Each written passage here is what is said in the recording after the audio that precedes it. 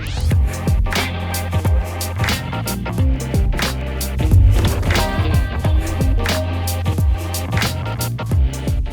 байцгаана уу? Монголын хуульчтай холбооны иргэний хэрэгцээ орооноос бэлтгэн хүргэдэг подкастын ээлж дугаар эхлэх гэж байна. За өнөөдрийн дугаард хөтлөгчөөр миний бие өмгөөлийн Fidelitas партнер соёлын фирмийн өмгөөлөгч Анирмаа. За зочноор Монгол Улсын хуульзан сургуулийн иргэний хэрэгцээ техникийн ахлах багш доктор Оюн Жаргал хүрэлцэн ирсэн байна. За сайн байна уу? Танд өдрийн мэнд хүргэе. Сайн байна уу? Чамд ч гэсэн өдрийн мэнд хүргэе. За өнөөдөр бид хоёр ESG буюу энэ бонзын тайлагналын талаар болон энэнийг тойрсон одоо олон улсын зохицуулалт, Монгол улсын зохицуулалтын асуудал болон за тулгамдж байгаа асуудал, за цаашлаад Монгол улсад хэрвээ зохицуулалт хийх бол ямар хүрээнд хийх шаардлагатай вэ гэдэг асуудлыг бол хөндөж ярих гэж байна. Тэгэхээр хоёулаа хамгийн эхлээд нь ESG буюу энэ гурван үгний ойлголтын талаар энэ ойлголт яагаад гарсан, энэний түүх нь юу юм, үнэхээр одоо яагаад ач холбогдолтой байгаа, юунаас болоод ийм эрэлт хэрэгцээтэй сэдв болчихоо гэдгээс эхлэе. За намайг подкастт орсон маш их баярлалаа. Тэгээд өнөөдөр энэ чухал асуудлуудын талаар чамтай ярилцахаар сууж байгаадаа маш их баяртай байна. За эхний ээлжинд ESG буюу энэ бол гурван үгний товчлол байгаа. Environmental, Social, Governance гэсэн гурван үгний товчлол байгаа. Environmental буюу байгаль орчин гэдэг асуудалтай бид нар уур амьсгалын өөрчлөлт, гол мөрний одоо ширэгж байгаа байдал, цүлжилт гих мэт одоо мөг цас хайлж байгаа гэдэг ч юм уу тийм ээ. Энэ мэт байгалийн одоо хүчин зүйлүүдийг энэ асуудлын хүрээнд анхаарч үздэг. Social буюу нийгэм байгаа. Нийгмийн хүрээнд болох юм бол хүний эрүүл мэнд, за хөдөлмөрийн аюулгүй байдал, ажилчдын аюулгүй байдал, эрүүл мэнд гэсэн одоо уул уурхай бүс нутаг байлаа гэхэд орон нутгийн иргэдийн эрүүл мэнд аюулгүй байдлын асуудал ч гэсэн энд хамаардаг. За эдгээр асуудлуудыг багтаасан хүчин зүйл байгаа. За сүүлчийнх нь буюу governance байгаа. За governance бол хэдийгээр одоо цоо шин ойлголт биш боловч энэ дээр яагаад ороод ирсэн байгаа ойлголт вэ гэхээр түрүүчийн хоёр дурдсан байгаль орчин болон нийгмийн асуудлыг шийдсэн, тэрийг шийдэхийг хичээдэг, тэр засаглалын бүтцийг бол бий болгох шаардлага байд юм а гэдэг үүднээс бол governance орж ирсэн.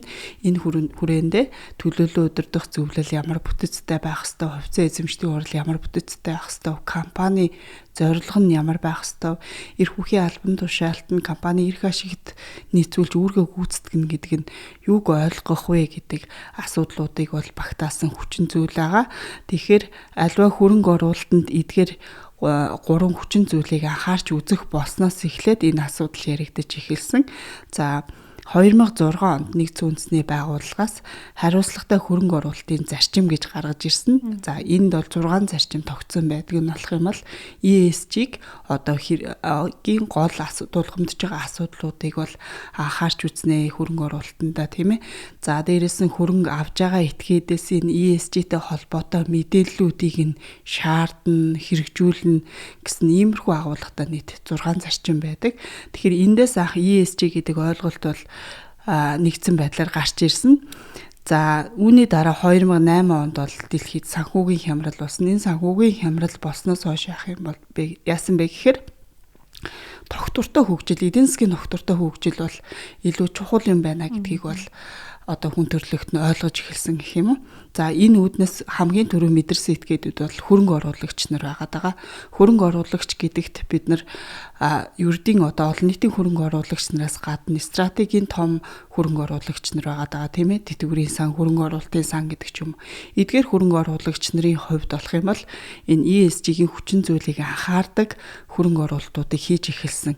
За яагаад энийг хийгээд байгаа юм бэ гэхээр эдийн засаг одоо аль болох өргөн байх тусам тийм ээ, эдийн засаг аль болох ашигтай байх тусам хөрөнгө оруулалтын сангууд ашигтай байж идэг.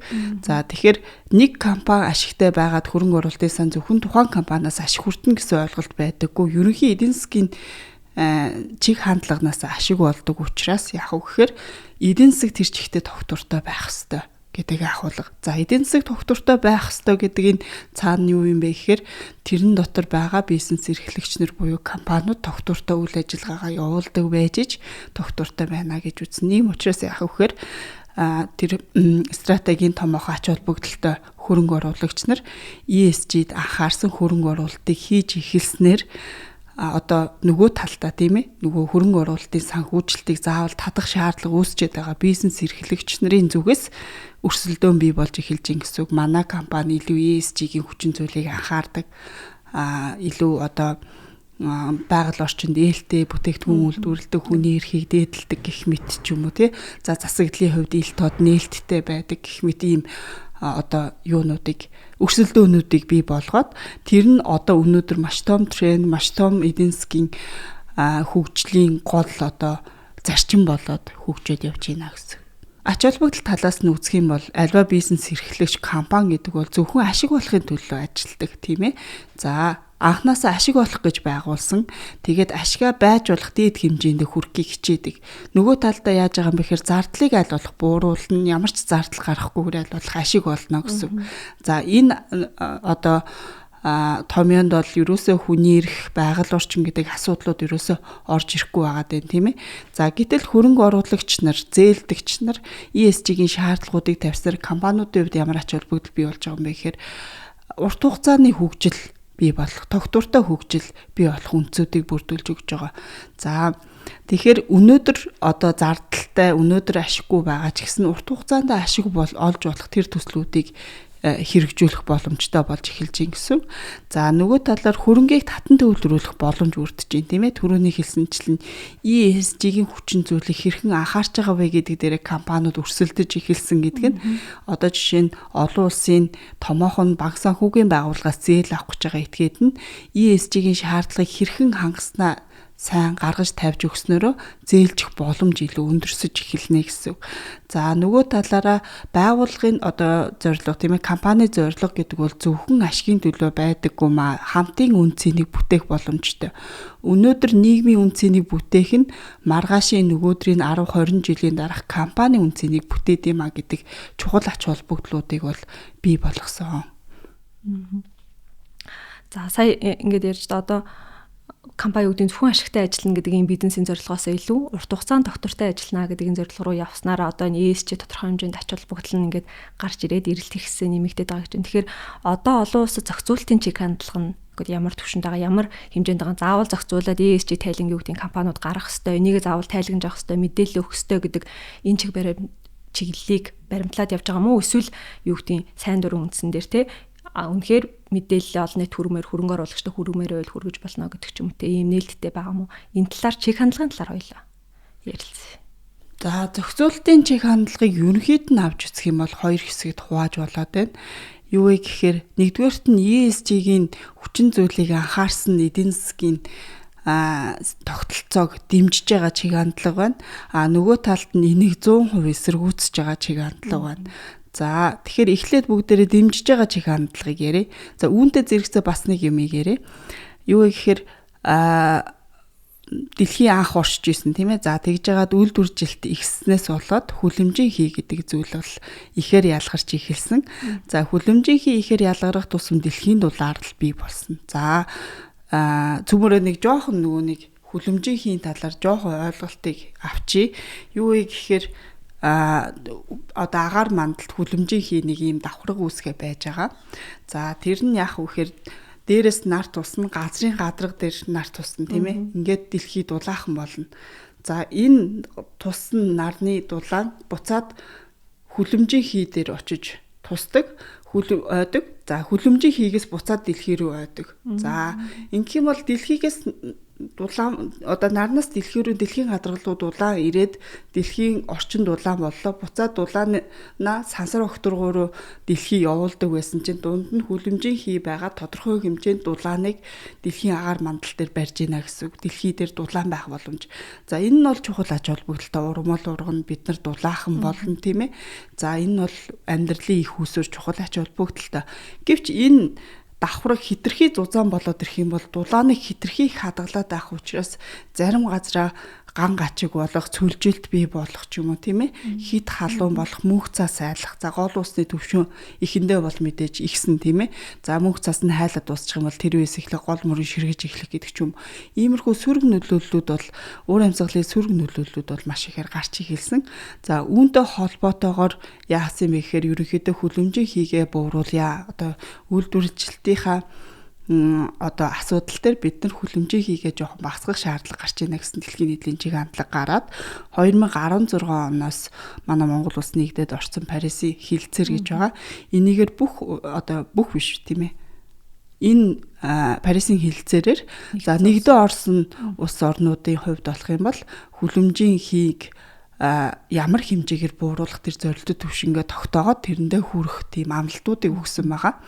Тэгэхээр нэг талаас засгийн газар энэ амлалтуудыг өгчихнө гэдэг нь юу гэсэн агуулга гараад байгаа вэ гэхээр засгийн газрын бодлогын төвшөнд хүлэмжийн хийг бууруулах зорилгоор үйл ажиллагаанууд явуулна гэдэг нь бол гарцаагүй.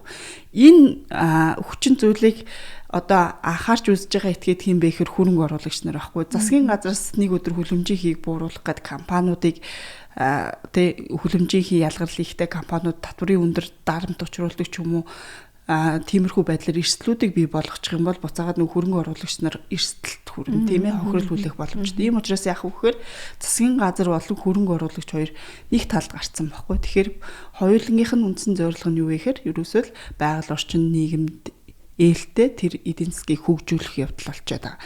Тэгэхээр зохицуулалтын хувьд энэ давхцаж байгаа. Европын холбоо болох юм бол дэлхийн улс орнуудыг түүжээлээд энэ талаар ESG-ийн талаар хамгийн анхны баримтчгуудыг боловсруулад батлаад явж байгаа. За хамгийн ихнийх нь болох юм бол одоо санхүүгийн бус хүчин зүйл буюу ESG-ийн тайлагналыг шаардаж эхэлсэн. За үүнээс гадна бусад орнуудын хувьд Япон, Солонгос, Хятад гэх мэт одоо өөрсдийнхөө тогтвортой байдлын удирдамж эсвэл одоо ESG-ийн тайлагналын удирдамж гэх мэт нэр өгөөд тэгээд одоо зохицуултууд бол хийгдээд явж байна. За хамгийн сүүлд нь гэх юм бол Европын холбооноос гарсан компани тогтвортой байдлын хяналт шинжилгээний удирдамж гэж байгаа. За энэ хүү удирдамжаар бол нэлээд одоо олон асуудлуудыг зохицуулсан илүү нийлүүлэлтийн сүлжээ supply chain буюу нийлүүлэлтийн сүлжээндээ одоо ESG-ийн хяналт шинжилгээг хэрхэн хийх вэ гэдэг гол зорилгыг агуулсан удирдамжийг бол батлаад явж байна. ESG-ийн талаар зохицуулсан эдгээр улс орнуудын удирдамжуудын нийтлэг байдал нь юу байгаа вэ гэхээр одоо тайлагналын хүрээгээ тогтоож өгсөн байгаа. За ямар компаниас шаардах, нээлттэй компаниас шаардах уу, эсвэл том компаниудаас шаардах уу гэдэг ч юм уу тий. Эсвэл сайн дураар шаардах уу, заавал шаардах уу гэдгүүд нь бол нэгдсэн байдлаар биш боловч өөр өөрийн одоо хүрээндээ тайлагналын хүрээгээ тогтоогоод за түүнтэй холбоотой тайлагналд ямар мэдээ баримтыг шаардах вэ гэдэг агуулгуудаа бол тусгаад явж байгаа. За хоёр дахь хандлага буюу ESG-г бүрмөсөн эсэргүүцэж байгаа хэсэг бүлэг байгаа. За энэнд бол Америкийн нэгдсэн улс бол түүчээлд нь оролцож байгаа. Яагаад вэ гэхээр Америкийн нэгдсэн улсын одоо гол эдийн засаг нь газрын тос одоо нүүрс олборлолт гэдэг ч юм уу тий. Америкийн нэгдсэн улсын хувьд болох юм бол мужууд байж байгаа тийм ээ. За мужууд нь зарим мужуудын хувьд бол 100% ESG-г бол эсэргүүцэж байгаа. За үүнээс гадна одоо одоогийн ерөнхийлөгч Дональд Трампын хувьд болох юм бол ESG-г бол бүрмөсөн эсэргүүцдэг. За тэгээд тэр байдлаа ч гэсэн одоо саяхны болсон дэлхийн эдийн засгийн чуулган дээр хэлсэн. За ESG-г бол бид нар огт дэмжихгүй, бизнес эрхлэгч нарыг бид нар дарамтлахгүй, бизнес эрхлэгч нарыг харин дэмжинэ гэдэг агуулгатай. За ер нь бол Дональд Трампын яг үндсэн одоо маркет улс төр хийгээд байгаа сэдв юу юм бэ гэхээр одоо ерөнхийлөгч болсноос хойш тийм ээ. За ямар сэдвийг илүү чухалчлаад байгаа гэхээр гадаадын хөрөнгө оруулалтыг маш их дэмжих бодлого одоо тавьж байгаа. Энэ хүрээндээ яаж байгаа вэ гэхээр бид нар ямар ч бизнес эрхлэгчид дарамт учруулахгүй. Байгаль орчин нийгмийн асуудал гэдэг бол бизнес эрхлэгчид дарамт учруулдаг. Тэгэхээр Америкийн нэгдсэн улс бол чөлөөтэй бие даасан тусгаар тогтносон улс учраас ямар эдийн засгийн бодлого хэрэгжүүлэхээ бол бид нар шийднэ. Тийм учраас бидний хувьд юу гэж шийдэж байгаа вэ гэхээр бид нар газрын тосоо ихээр олборлно, нүүрсээ ихээр олборлно. Манай нутагт ирээд маш их хөрөнгө оруулаад өгөөч ээ. Тэгээд бид нар маш таатай орчныг бүрдүүлэх болно бизнес эрхлэхэд гэсэн тиймэрхүү уриалгуудыг гаргаж байгаа. Энэ байдлаар болох юм бол цаашид ч гэсэн ерөнхийдөө Америк нэгдсэн улс ямар ч нэг 4 жилд бол ESG-ийн талаар ахицтай бодлого хууль тогтоомж бол батлагдахгүй гэдэг нь бол тодорхой болоод байна. За, Европын холбооны зохицуултыг ярихдаа supply chain дэх одоо компаниудаа ч юм уу те ESG-ийн шаардлагуудыг давхар ингээ хангуулж байна гэдэг ийм энэ талаар ярьсан. Тэгэхээр одоо Монгол улсад хэдийгээр ийм зохицуулт байхгүй байгаа ч гэсэн олон улсын зохицуултууд ялангуяа Европын холбооны нөгөө заавал бахыг шаардж байгаа зохицуулт өөрөө Монгол улсад нөлөөлөх үү? Ямар байдлаар нөлөөлж байгаа? Одоо жишээлбэл Монгол улс чинь бол уулуурхан бүтээгдэхүүний гадагшны экспорт болж байгаа те. Тэгэхээр шууд Европын зах зээл дээр гарахаас гадна одоо хятадаар дамжаач ч юм уу Европын зах зээл дээр гарах болоход саяны нөгөө Европын холбооны зохицуулт үйлчлэх үү? Эсвэл магадгүй гол худалдаа авагч нь хэрвээ Европын зах зээлд үйл ажиллагаа явуулж байгаа бол нөгөө ханган нийлүүлэгч байгууллагуудаас гэдэг ч юм уу те заавал ESG-ийн шаардлагыг та нар хангаа энэний тайлан гэрүүлээ мэдээлэл өгөө гэдэг одоо дам шаардлага гэх юм уу те ийм тавих ийм байдлаар нөгөө нөлөөлөл байгаа юу энэ талаар та яаж за маш зөв асуулт байна. Юу гэхээр түрүүн хэлсэнчлэн ер нь бол ESG-ийн эхний удирдамжууд бол ерөнхийдөө хязгаарлагдмал хүрээнд явагдаж ирсэн. За эхлээд нээлттэй том компаниуд тодорхой шалгууруудыг тавиад тийм ээ борлуулалтын орлогын ч юм уу ажилчдын тоогийн ч юм уу шалгууруудыг тавиад улс орнууд нийтлэг байдлаараа шат дараатаагаар тайлагналын системийг багаар ихсгэх бодлогуудыг бол барьж исэн. Тэгжсэн чинь Европын холбооноос 2024 онд баталсан энэ Corporate Sustainability Due Diligence Directive гэж байгаа. Тэгэхээр энэ удирдамжийг баталснараа яасан бэ гэхээр зөвхөн нээлттэй хувьцаат компаниудын тухай ерөөсөө яриаггүй. Энэ дээр гол шалгуур болгож байгаа юм нь юу гэхээр Европын зах зээл дээр 450 сая еврогоос дээш одоо борлуулалтын орлого хийж байгаа Европын холбооны компаниуд дээрээс нь Европын зах зээл дээр тэр хэмжээний борлуулалтын орлого хийж байгаа гадаадын компаниудыг ханган нийлүүлэлтийнхаа системээр хяналт шинжилгээ хийх тэргээ тайлагнах үүрэг өгсөн.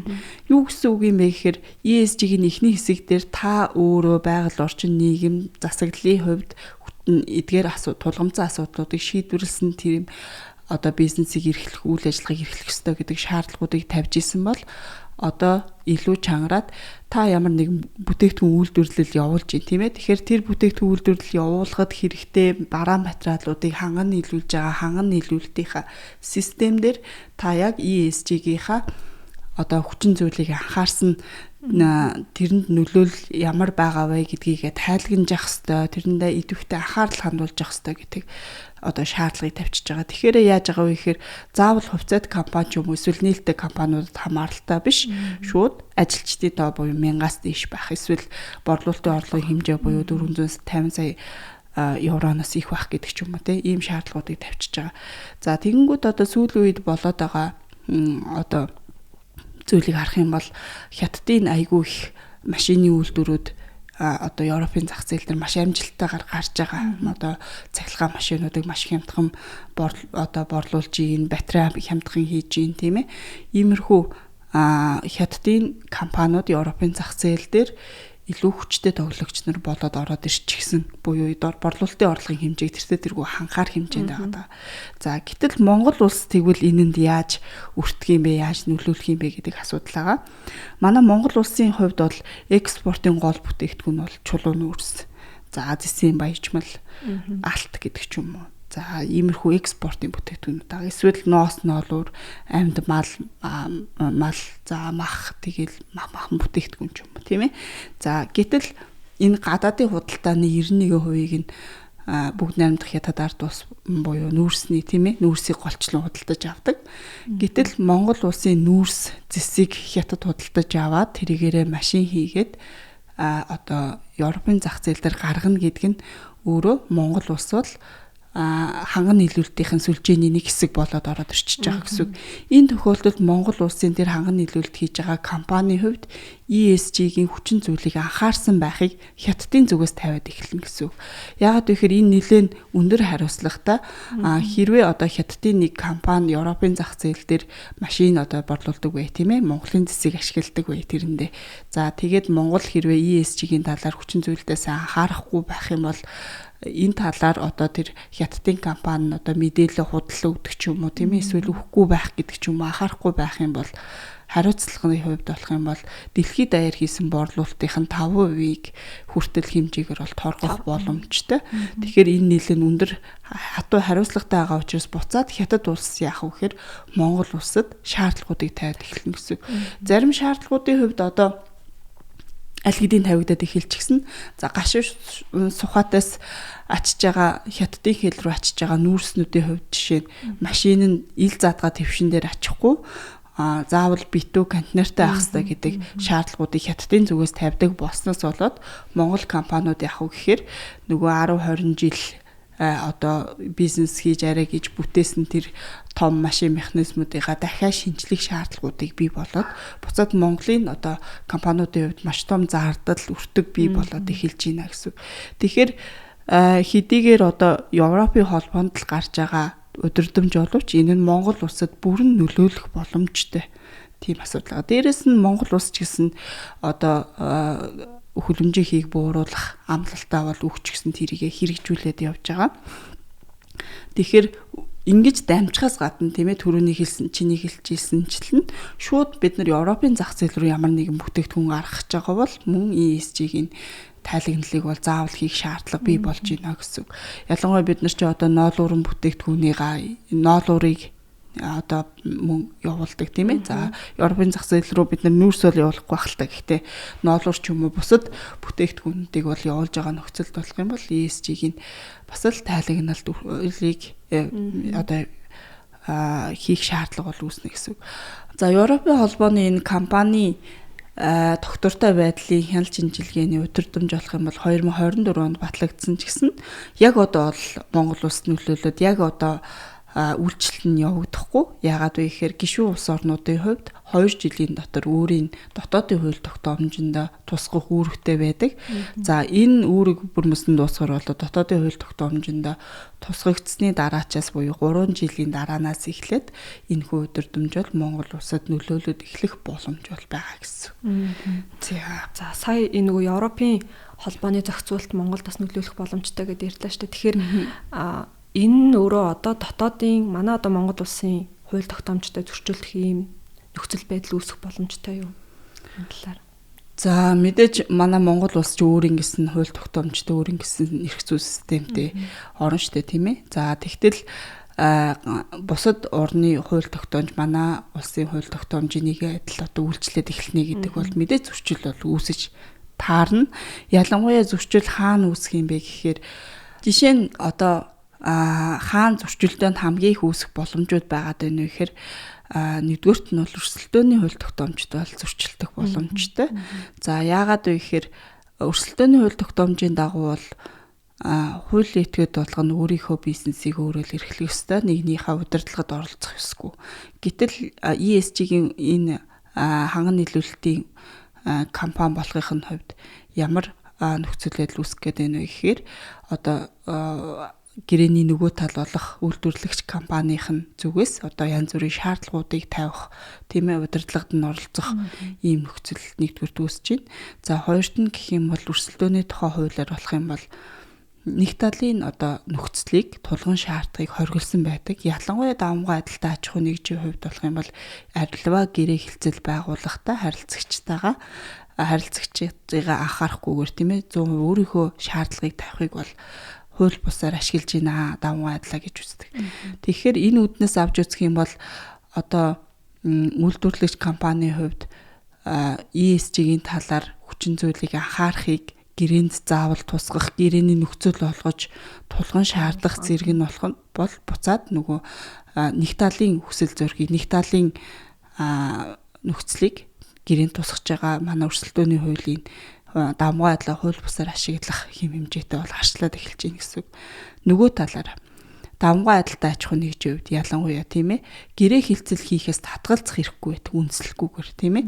За тэгэнгүүт чинь ESG-ийн шаардлагыг хангахгүй байна. ESG-д нөлөөлөл нь сөрөг гараад байна. Тийм учраас энэ компанитай би гэрээ байгуулахгүй гэдэг татгалзлыг бол хийх боломжийг бүрдүүлээд байна гэсэн.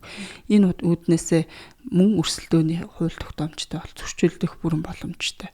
За үүнээс гадна одоо төр засгийн зүгээс ч тэр дэлхийн нийтийн одоо томоохон санхүүгийн байгууллага, олон улсын санхүүгийн байгууллагаас одоо ESG-ийн хүчин зүйлийг анхаарахыг байнга шаардж байгаа нөхцөлд яг вөхөр компаниуд нэгдэн нийлж зардлаа бууруулах, шинэ технологиг нэвтрүүлэхийн тулд нэгдэн нийлж зардлаа бууруулах, хоорондоо хамтарч ажиллах, гэрээ хэлцэл байгуулах шаардлагууд бол бий болоод эхэлнэ.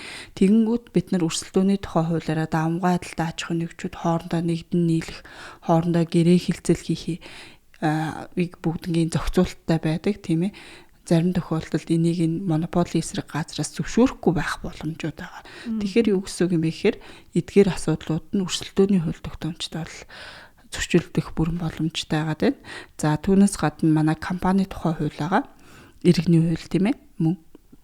За иргэний хууль, компани хуулийг харах юм бол компани ерөөсөө амин сүнс нь ашиг олохын төлөө үйл ажиллагаа байна гэхэд хатууд зохицуулсан байгаа. Тэгэхээр ашиг олохын төлөө үйл ажиллагаа явуулдаг хуулийн этгээд шүү гэд компаниг зохицуулаад санг болохоор хэрвээ та олон нийтийн ашиг сонирхлын төлөө, нийтийн сайн сайхны төлөө юм хийх гэж байгаа бол сан байгууллаад хийгээгээд хуулиар зохицуулаад салгаад өгсөн байж идэг. Тэгтэл компани байгуулчаад сангийн үйл ажиллагаа явуулж болохгүй, сан байгуулчид компани үйл ажиллагаа явуулж болохгүй нөхцөл байдал байгаа дээ, тийм ээ. Тэгэхээр бид нар энэ компани гэдэг ойлголтыг арай өргөн хүрээнд харж үзэх, тийм ээ. Ашигын төлөө үйл ажиллагаа гэдэгт бид нар юуг ойлгох вэ?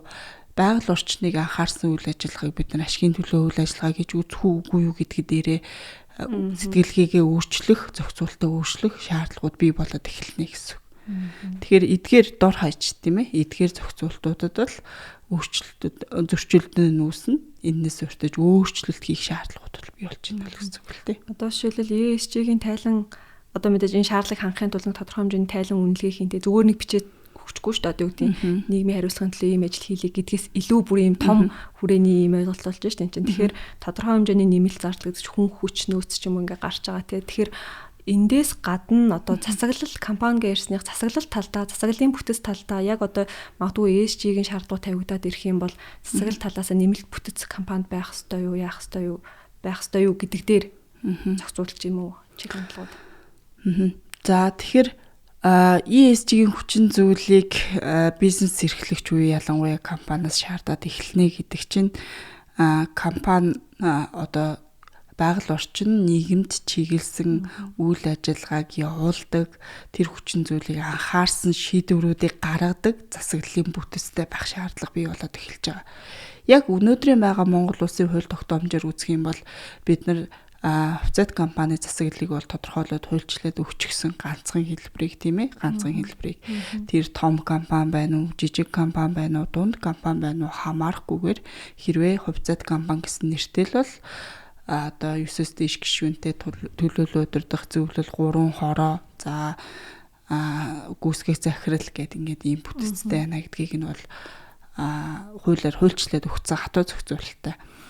За тэгэнгүүт бид нар ESG-г энэ дэр нэмээд шаардаад ороод ирэх юм бол ямар асуудал гарах гэж байгаа вэ гэхээр одоогийн байгаа бүтэц бол байгаль орчин нийгмийн асуудлыг анхаарахад зориулагдаагүй. Өөрөөр хэлэх юм бол илүүтэй юунд зориулагдсан байдığım бэ гэхээр манай хуулиуд бол компани эрх ашигын төлөө гэдэг агуулга байгаа. Бид нар компани эрх ашгийг хаанаас сайж эхлэх юм бэ гэхээр компани ямар зорилготой хийгдгээс эхлэнгүүт буцаад нөгөө ашиг олох гэдэг рүүгээ орчин. Ашиг олох гэнгүүт бид нар зардлаа бууруулах ёстой гэдэг рүүгээ яваад орчин. Зардал бага байж ашигтай байна шүү дээ, тийм ээ. Тэгэхээр өнөөдөр бид нар байгаль орчинд ээлтэй технологиг нэвтрүүлэх шаардлага компанид байх нь үгүй гэдэг хариулт руу гараад ирнэ. За тэгэхээр өнөөгийн байгаа энэ тогтолцоо, энэ компани засаглалын төвшөнд бол ESG-ийн нас өвчин зүйлийг бол анхаарсан шийдвэр гарах боломж нөхцөл бол одоохондоо байхгүй. Тэгэхээр бид нар ямар өөрчлөлтүүдийг хийх шаардлага гарах юм бэ гэхээр компани зорилготой байя энэтэй холбоотой гэдгээс эхэлнэ. Яагаад вэ гэхээр компани эрх бүхий албан тушаалан компани зорилгын төлөө үйл ажиллагаа явуулдаг этгээд учраас тийм ээ. За дээрэс нь одоо бусад одоо компаниуд дээр ямар одоо хандлага их хвчлэн байгаад байна вэ гэхээр ESG-ийн хороо заавал байгуулах гэдэг асуудал гарч ирж байгаа. За тэгэхээр дор хаяж эдгээр одоо байдлаар компани засаглалыг бол зохицуултыг сайжруулах шаардлага байгаа. Гэхдээ бид нар өмнө нь компани засаглалын хувьд бол хангалттай олон асуудалтай л да. Дээрээс нь ESG-ийн асуудлуудыг нэм зохицуулна гэвэл бид нар ер нь бол компани засаглалыг нэлээд шинээр дахиж харж үзэх, өөрийнхөө орны онцлог, компаниудынхаа онцлогийг нэлээд анхаарч үзэх шаардлага бол гарч байгаа гэсэн. ESG-ийн чинь бол байгаль орчин шүү дээ. Тэгэхээр байгаль орчныг хамгаалах тухай хуультай одоо зөрчилдөх ч юм уу, байгаль орчны тухай хуулийн хамаарал нөлөөлөл байх одоо энэ шаардлагыг хэрэгжүүлэхэд. За тэгэхээр ер нь бол дэлхийд даяар 1970-аад оноос эхлээд уур амьсгалын өөрчлөлт гэдэг юм дээр илүү анхаарч эхэлсэн, байгаль орчныг анхаарч эхэлсэн гэсэн үг. Энэ бол ерөөсөө шинэ асуудал биш байгаад байдаг. Монгол улсад ч гэсэн байгаль орчны багц хууль гэдэг маш том хууль тогтоомжийн хэсэгүүд байж идэг, тийм ээ. Ашигт малтмал уул уурхайтай холбоотой, байгаль орчныг хамгаалах, үнэлгээ хийхтэй холбоотой гэдэг ч юм уу, тий. Төлбөр нөөцтэй холбоотой хууль тогтоомжууд бол хангалттай их байгаа. За гэхдээ өнөөдрийн яриад байгаа байгаль орчин тэр хуулийн дээр зохицуулагдсан байгаа байгаль орчин хоёр хоорондоо ялгаатай. За ямар ялгаатай байгаад байгаа юм бэ гэхээр манай одоогийн байгаа байгаль орчны багц хууль юунд ч хэлсэн бэ гэхээр байгалийн баялагийг ашиглаж явах явцад, тийм ээ, байгалийн баялагийг ашиглах хүсэлтэй байгаа иргэн хуулийн этгээдүүд ямар үүрэг хүлээдэг юм бэ гэхээр байгаль орчинд нөлөөлөх байдлыг үнэлгээ хийлгэх ёстой, найрамчилсан үнэлгээ, ерөнхий үнэлгээ хийлгэх ёстой. За тэгээд байгалийн баялагийг ашигласныхаа дараа нөхөн сэргээх ёстой, байгалийн баялагийг ашигласныхаа төлбөрийг төлөх ёстой гэдэг ч юм уу, тийм ээ. Энэ нь ганцхан зүйл рүү чиглээд байна. Юу руу чиглээд байна гэхээр байгалийн баялагийг ашиглаж байгаа, шууд утгаараа ашиглаж байгаа. Түүнээс биш одоо жишээ хэвлэлийн үйлдвэр байдагсан ч юм одоо нэхмэл сүлжмэлийн үйлдвэр байдагсан ч эдгээр үйлдвэрүүдийн хувьд байгаль орчны нөлөөлөх байдлын үнэлгээ хийхгүй гэсэн үг байхгүй. Тэгэхээр хийх шаардлагагүй, яагаад гэвэл байгалийн шууд газар ухаагүй, чулуу гаргаагүй, тийм ээ. Тийм учраас эдгээр үйлдвэрүүд бусад үйл ажиллагаа явуулж байгаа аж ахуйн нэгжүүдийн хувьд бол байгаль орчны нөлөөлөх байдлын үнэлгээг бол хийдэггүй гэсэн үг. Тэгэхээр одоо яриад байгаа environmental гэдэг дээр бид нар юуг ойлгоод байна вэ гэхээр ямар ч салбарын, ямар ч төрлийн үйл ажиллагаа явуулдаг этгээд байж болно. Шууд утгаараа байгалийн баялагийг ашиглаж байгаа этгээдч байж болно. Эсвэл тэр ашиглаа гарсан түүхий дээр нь өөр дараагийн бүтээгдэхүүнийг үйлдвэрлээд зэсээр нь машин үйлдвэрлэж байгаа. Эсвэл одоо төмрийн баяжмалаар нь төмөр үйлдвэрлэж байгаа үйлдвэрч юм уу, тий. Эдгээр үйлдвэрүүдийн хувьд яах юм бэ гэхээр хүлэмжийн хэр их ялгаруулж байгаа юм бэ? Хүлэмжийн хийгээ ялгаруулалтыг багасгахын төлөө ямар үйл ажиллагаа явуулж байгаа юм бэ? Хог хаягдлаа дахин боловсруулж байгаа юм уу? Хог хаягдл хэр их хайж байгаа юм? За ус хэр их ашиглаад байна, тийм ээ? Хаягдл ус хэр их ашиглаад байна? Эрчим хүч хэр их хэрэглээд байна? Эдгээр маань байгаль орчин нөлөөлөд эхэлж байгаа асуудал байгаа байхгүй. Тэгэхээр байгаль орчин гэдэг агуулгын хүрээнд одоогийн энэ байгаль орчин environmental ESG-ийн E гэдэг агуулга дотор бид нэр илүү өргөн хүрээний асуудлыг бол анхаарч үзэж байгаа гэсэн. Тэгэхээр манай байгаль орчны багц хуульд бол өөрчлөлт орох шаардлага байхгүй. Харин биднэрт ямар асуудал байгаа вэ гэхээр байгаль орчин гэдэг байгаль орчинд ээлтэй ямар үйлдвэрлэл байх вэ? Байгаль орчныг нэг одоо сайжруулахад зориулсан ямар технологи байх вэ, тий? Тэдгэрийг яаж дэмжих үү, яаж хөгжүүлэх үү гэдэг дээр нь илүү анхаарч эхэлнэ гэсэн. За одоо хоёлоо Монгол улсын одоо өнөөгийн зохицуулалт ямар түвшинд байгаа юм бэ гэдэг түрүүн та бас нөгөө Фарисийн хэлцээр манай бас нэгдээд хүлэмжийн хийг буруулах юм амлалт өгсөн байгаа гэдэг зүйл ярьсан. Эндээс гадна одоо юу гэдгийг үндсэн хууль гэдэг ч юм уу өөр одоо санхүүгийн зохицуулагч байгууллагуудаас гаргаж байгаа баримтчгүүд, бодлогын баримтчгүүд ч юм уу те Монгол улсад яг энэ ESG-ийн талаарх баримтчиг ямар хэмжээнд байгаа, зохицуулалт нь ямар түвшинд байгаа гэдэг талаар мэдээлэл өгье. За Монгол улсын хувьд болох юм бол бидний одоо Монгол улсын үндсэн хуулийн дээр гол зохицуулалт үндэс суурийг нь тавиад өгсөн байж байгаа. Монгол улсын үндсэн хуулийн дээр дэлхийн эдийн засгийн хөгжлийн түгээмэл хандлагыг баримтлана гэд зохицуулаад өгчихсөн байдаг. Тэгэхээр энэ юу гэсэн агуулгатай болоод байна гэхээр өнөөдөр эдийн засаг ESG-ийн хүчин зүйлийг анхаарч тогтвортой хөгжнө гэдэг зорилтыг тавьчаад байна. Тэгэхээр Монгол улсын хувьд ч гэсэн ESG-ийн асуудлыг бол эдийн засгийн хөгжлийнхаа үндсэн хүчин зүйлүүдийн нэг болж оруулж ирнэ гэдг нь бол гарцаагүй одоо үндсэн хуулиар хүлээн зөвшөөрч гисэн асуудал байгаа. За үүнээс гадна Монгол улсын урт хугацааны хөгжлийн хөтөлбөр байгаа тийм ээ. Алсын хараа 2050 гээд. За энэ хөтөлбөр дээр мөн ногоон эдийн засгийг дэмжин, ногоон бизнесийг дэмжин тийм ээ. За байгаль орчны доктортой айдлыг бий болгоно гэдэг ч юм уу. За мөн байгалийн баялагийг ганцхан өнөө үе биш ирээдүйн хойч үе маань бас доктортойгоор ашиглах боломж нөхцөлийг бүрдүүлнэ гэсэн зорилтуудыг тавьд өгсөн байгаа. Эдгээр баримт бичгүүд маань манай Монгол улсын хамгийн одоо эрх зүйн зохицуулалтын суурь үндэс бий болгож байна гэсэн үг. Монгол улсын өнөөдрийн байр суурийг тодорхойлж байна гэсэн үг. За харин энэ хүрээндээ ямар бодлогын баримт бичиг байна, ямар зохицуулалт байна гэвэл бас тусдаа асуудал болоод ирнэ. За наривчилсан яг тодорхой зохицуулалтууд бол их цөөхөн.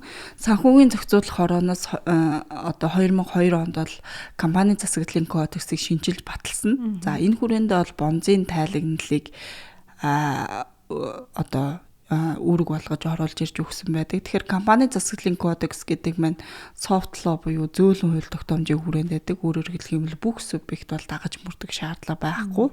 Тодорхой субъектууд бол дагаж мөрддөг. За дагаж мөрдөг байлах тайлагналын шинжтэй байгаад байдаг тийм ээ. За үүнээс гадна болох юм бол Монголын хөрөнгийн биржээс гаргасан үнэт цаас гаргагчаас авах мэдээллийг тогтоосон журмын хүрээнд мөн одоо сайн дураар тайлагнах зохицуулалтуудыг бол бий болгосон.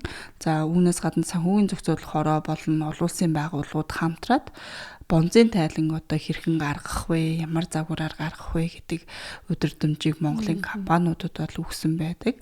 За үүнээс өөрөөр тийм одоо наривчилсан зохицуулалт бол Монгол улсад одоогоор байхгүй байгаа.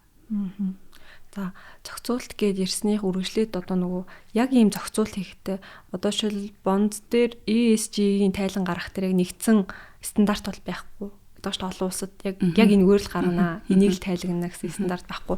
Жишээлбэл сая ярьсан удирдамжинд бол юу гэдгийг заавал энийг тайлагнах үзүүлэлтийг гаргаж өгөөд нэмэлтээр үйл ажиллагааны салбарын чиглэлээс хамаарат юу тайлагнахын гэдэг. Танай компанийн хувьд юу ч чухал гэж үзэж олон нийт тайлагнаж байгаа гэдэг нөхцлүүдэд гаргаад тайлагнах юм шалгуур байгаа даа. Тэгэхээр улс орон гэдэг чинь бүр цаашлаад нөгөө байгууллага бүр ингээд өөрөөр тайлагнах гэдэг шүү дээ.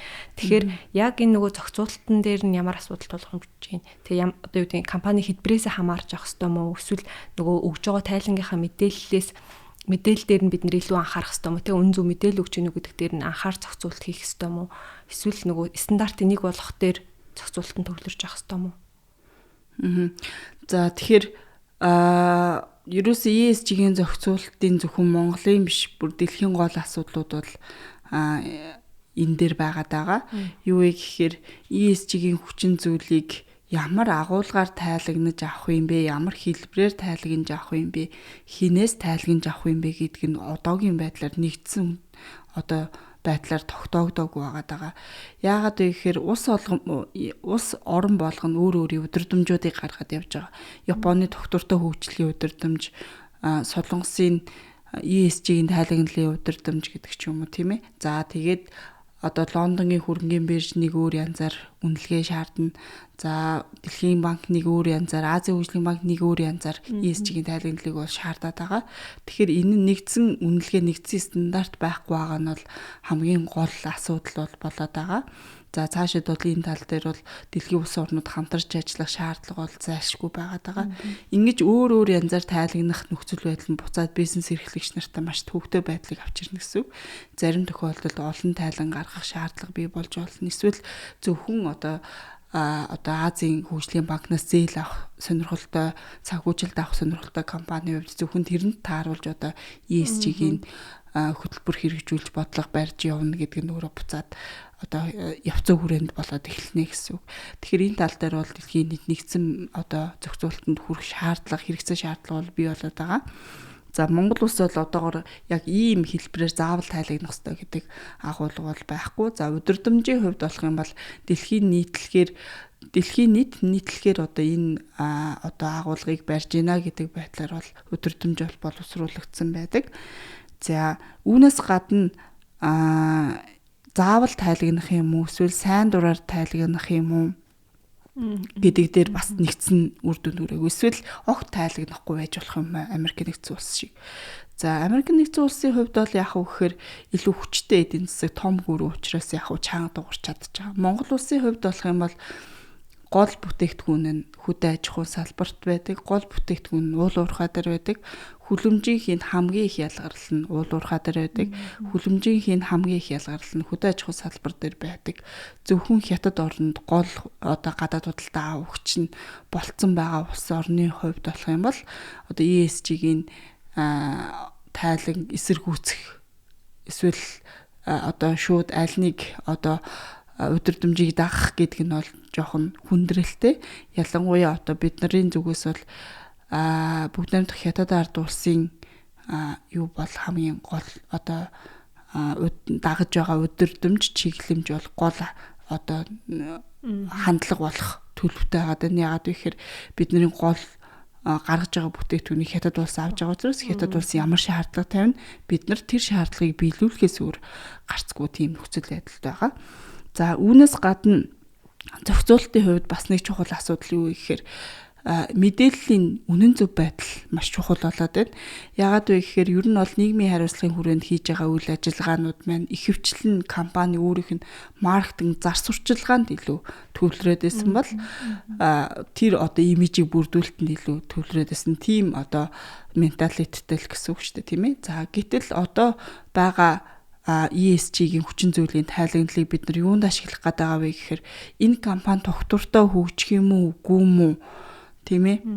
Тэр нь анхаарах гэдэг. Тухайн компанид хөрөнгө оруулалт хийх үгүй юу гэдэг, тухайн компанитай гэрээ байгуулах үгүй юу гэдэг тэр хүчин зүйлийг тодорхойлох гэж байгаа учраас мэдээллийн үнэн тод байдал бол маш чухал болоод байгаа.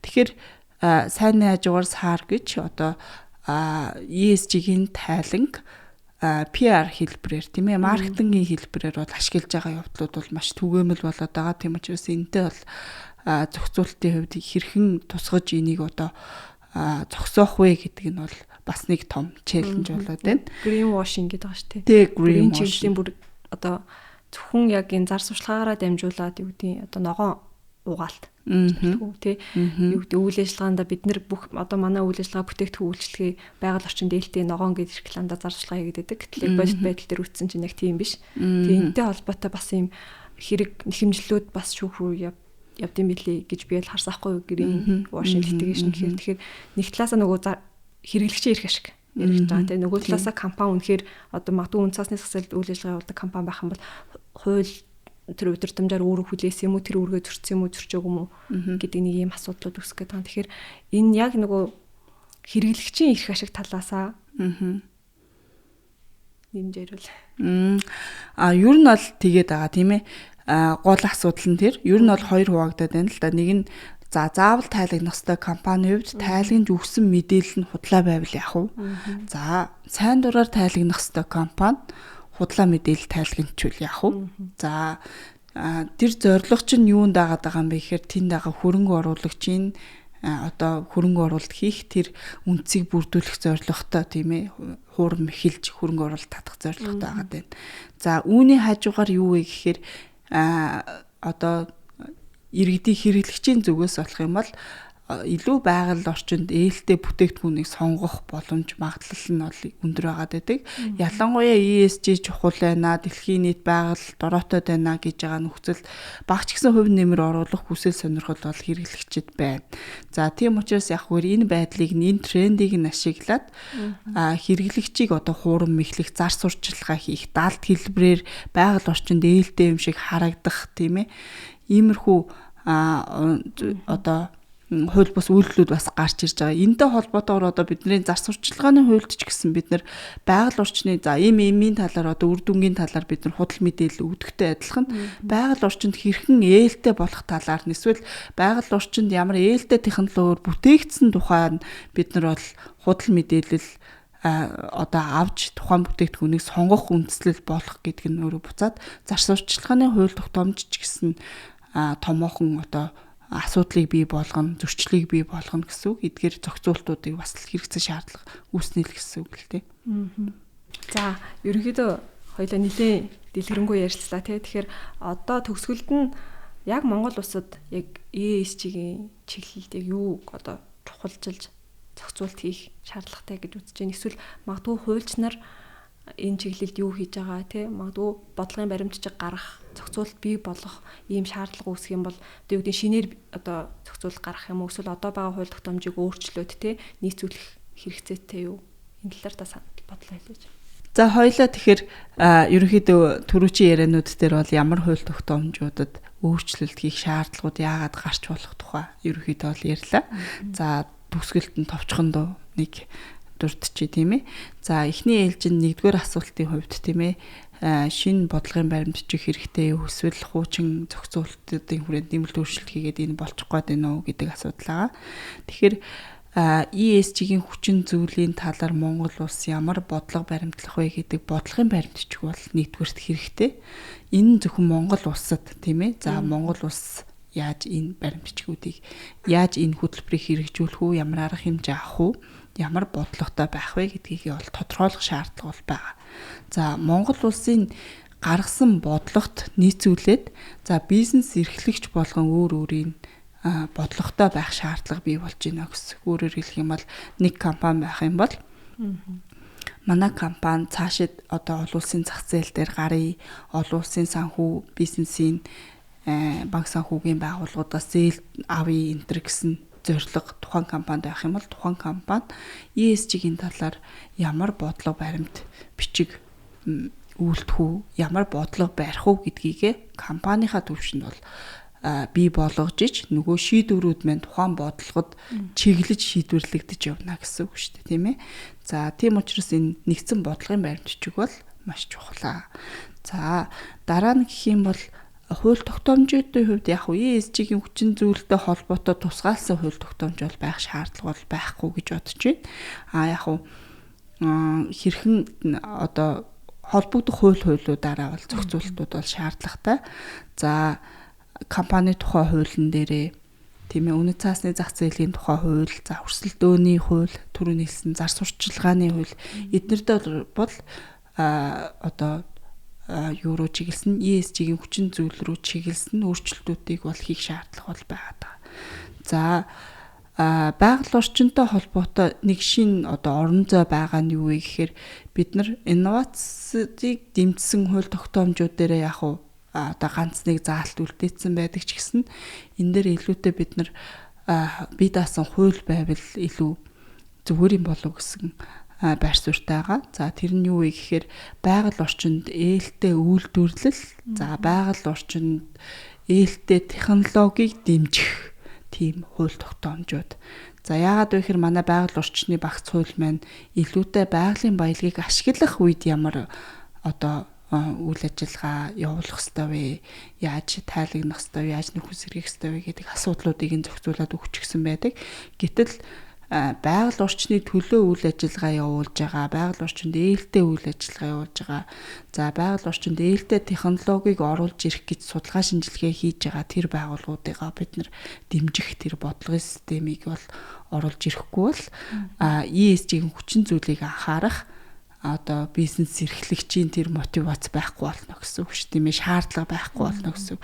За тэгэхээр нэг талаасаа болох юм бол одоо хуулийн этгээдүүд тэр компани бизнес эрхлэгч нараас ESG-ийн хүчин зүйлийг анхаарахыг төр шаардах боловч нөгөө талаасаа тэр хүчин зүйлийг анхаарч байгаа байгаль орчин нийгэм хүний эрхийг дээдлж байгаа тэр компаниудын хувьд урамшуудлын систем заавал бий болох шаардлагатай байгаа учраас энэ хүрээндээ бол бие даасан эрх зүйн зохицуулалт байвал одоо зүгээр юм уу гэсэн байр суурьтай байгаа.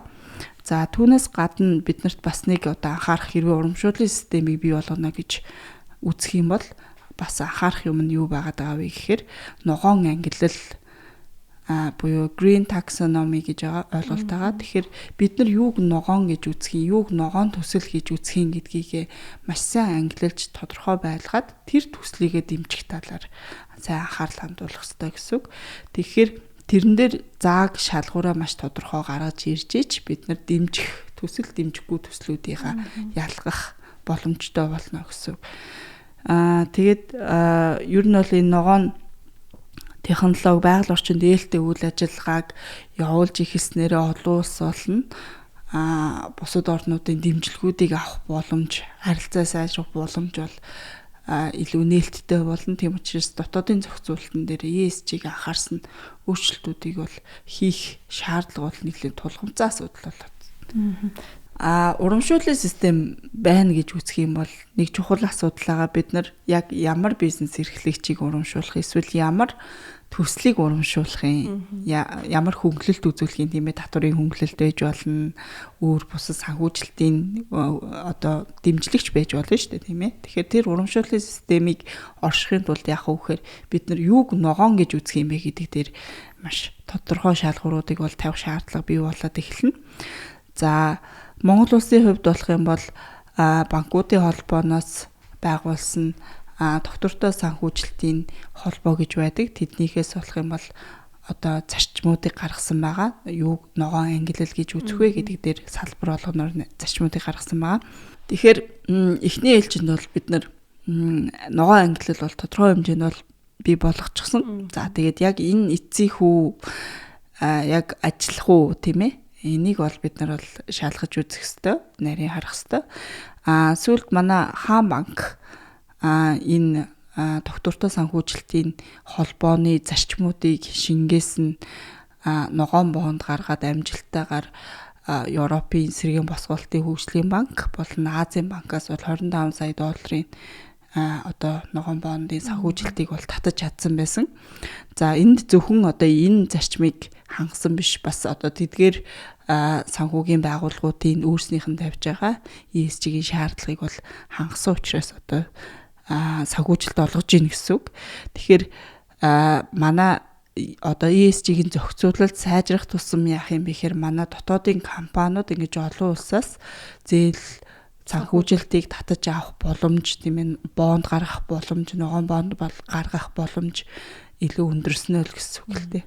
За хоёулаа өнөөдөр ESG-ийн ойлголт ерөнхийд ач холбогдол те. За ерөн зохицуулалтын чиг хандлага ямар байгаа юм, зохицуулт хийхэд ер нь юуг анхаарах юм гэдэг маш өргөн хүрээнд ингээд ярилцлаа. Энийгээ бас Монгол улсын одоо зохицуулт нөөгийн нөхцөл байдалд одоо нийцүүлээд нэлээ өргөн хүрээнд ингээд ярилцлаа. Тэгээд энэ шин сэдвээр ирж ярилцсан онжгоолагч та баярлаа. За маш их баярлалаа. Чамтай ярилцахад таатай байлаа. За надад ч бас. Иргэний эрх зүйн ороноос бэлтгэн өргөдөг подкастын энэ удаагийн дугаар энэ хүрээд өндөрлөж байна. Дараагийн дугаараар дахин уулзлаа. Түр баяртай.